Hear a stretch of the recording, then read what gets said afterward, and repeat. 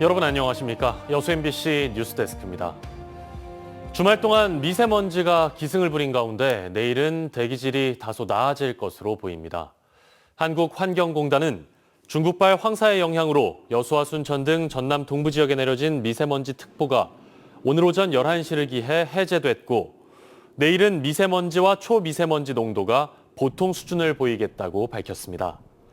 보건당국은 앞으로도 고농도 미세먼지가 유입될 수 있다며 특보가 발령될 경우 노약자나 호흡기 질환자 등은 야외 활동을 삼가고 외출할 때는 마스크를 착용할 것을 당부했습니다.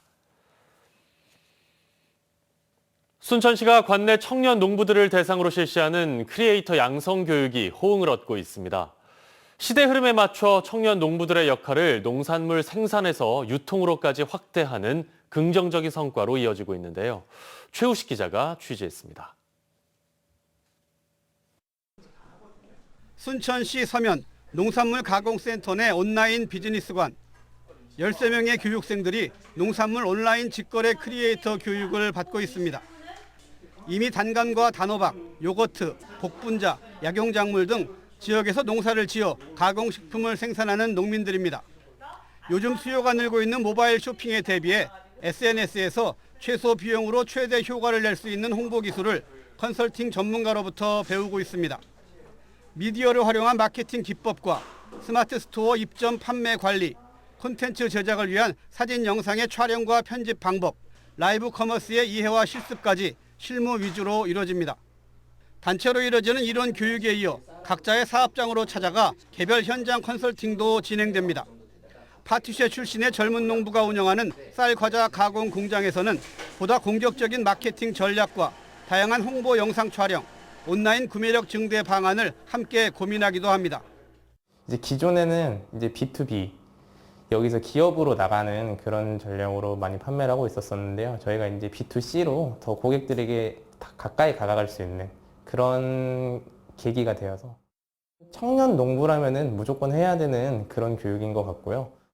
순천시는 지난해부터 이커머스를 활용한 신개념 농특산품 판매 방식의 하나로 농가에서 생산한 농산물을 농부가 직접 가공 유통할 수 있는 크리에이터 양성 교육을 실시하고 있습니다. 특히 청년 농부들의 역할에 큰 기대를 갖고 있습니다. 청년 농부 위주로 교육을 실시하는 이유는 이분들이 이 교육을 받고 다른 농민들에게도 전파할 수 있는 핵심 리더로 키우기 위해서 지금 교육을 실시하고 있습니다. 비즈니스관에서 직접 본인들이 이커머스라든지 라이브 커머스를 할 수 있는 그런 시설이 있기 때문에 순천시는 앞으로 지역의 대표 검색 키워드인 국제정원 박람회를 이용한 개별 농가 온라인 채널도 구축한다는 구상이어서 청년 농부 크리에이터 양성 사업은 더 큰 성과로 이어질 전망입니다. MBC 뉴스 최우식입니다. 순천만 국제정원박람회 관람객이 박람회 개막 20여일 만에 200만 명을 넘어섰습니다. 조직위원회는 지난 12일 관람객 100만 명을 달성한 데 이어 오늘 오후에는 누적 입장객이 200만 명을 돌파했다고 밝혔습니다.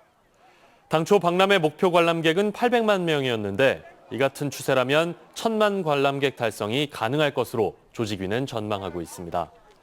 조직위는 관람객 200만 돌파를 기념해 내일 오전 브리핑을 갖고 박람회 운영 전반에 대한 내용을 시민들과 공유할 계획입니다.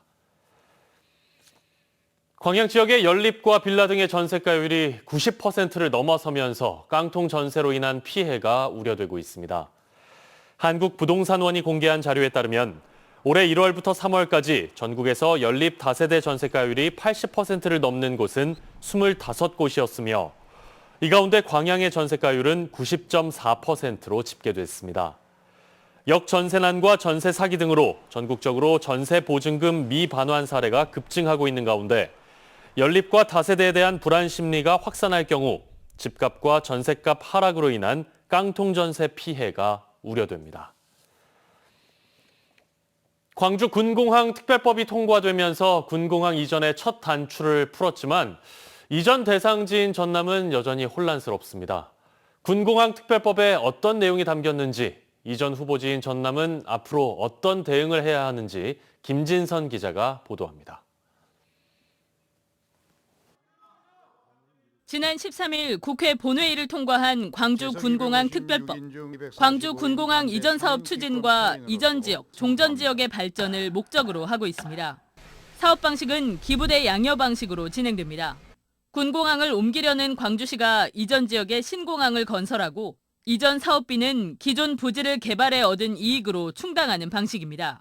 국비가 쓰이지 않는다는 건데 광주 군공항 특별법의 경우 부족분을 국가가 지원하도록 명문화했습니다. 국비 지원이 아예 없었죠. 기존의 기부대 양형법에는.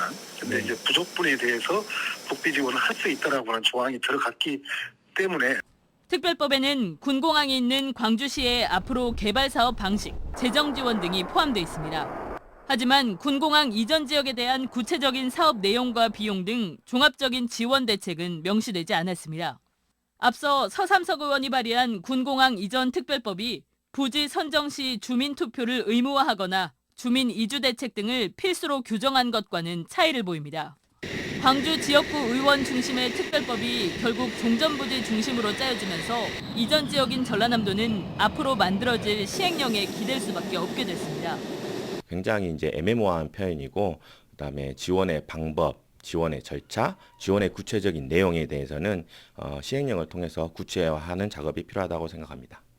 전라남도는 국방부에 일방적인 추진 대신 전라남도와 협의할 것을 요청하는 한편 2년 전 광주 군공항 이전 지역 지원 사업비를 재산출한 용역 결과도 공개해 줄 것을 요구했습니다.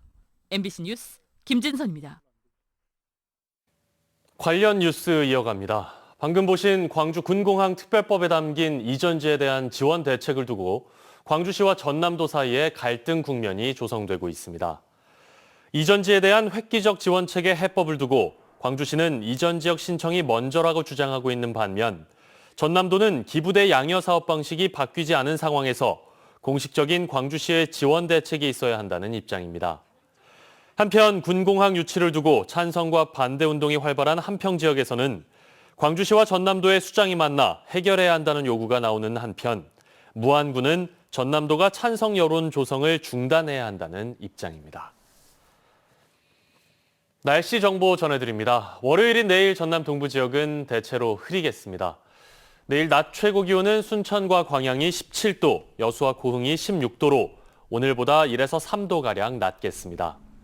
바다의 물결은 남해서부 앞바다에서 0.5에서 1.5m로 비교적 잔잔하게 일겠지만 먼 바다에서는 최대 3.5m로 파도가 높게 일겠습니다. 내일 여수의 만조 시각은 오전 11시 16분, 간조 시각은 오후 5시 18분입니다.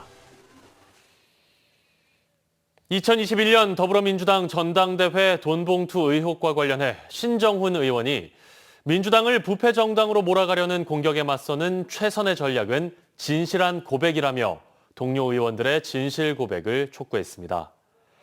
신 의원은 자신의 SNS를 통해 169명의 진실 고백이 필요합니다라는 제목의 글을 올리고 당 소속 의원 모두 결백하거나 죄가 있는지를 직접 밝혀야 한다고 주장했습니다. 또 검찰을 향해서도 확인 안 된 명단을 흘리는 불법 피의사실 공표 행위를 중단하고 신속하고 공정하게 수사하라고 목소리를 높였습니다. 더불어민주당 이낙연계 싱크탱크 조직인 연대와 공생이 다음 달 1일 광주에서 첫 지방 심포지엄을 개최합니다. 민주당이 텃밭인 광주에서 열리는 이번 심포지엄은 남평호 전 국무총리 비서실 민정실장의 사회로 신경민, 최은열 전 의원이 토론에 참여할 예정입니다. 이번 행사를 두고 일각에서는 이낙연 전 대표의 6월 귀국을 앞두고 친이낙연계 등 비이재명계 세력 결집의 신호탄이 아니냐는 관측이 나오고 있습니다. 2023년 벼 농작물 재해보험이 내일부터 2달간 지역 농협을 통해 일제히 판매됩니다. 벼 재해보험은 태풍과 가뭄, 집중호우 등 자연재해로 인한 피해 발생 시 보험금을 지급해 농가의 경영을 안정화하는 제도로 정부와 지자체가 보험료의 80%를 지원합니다.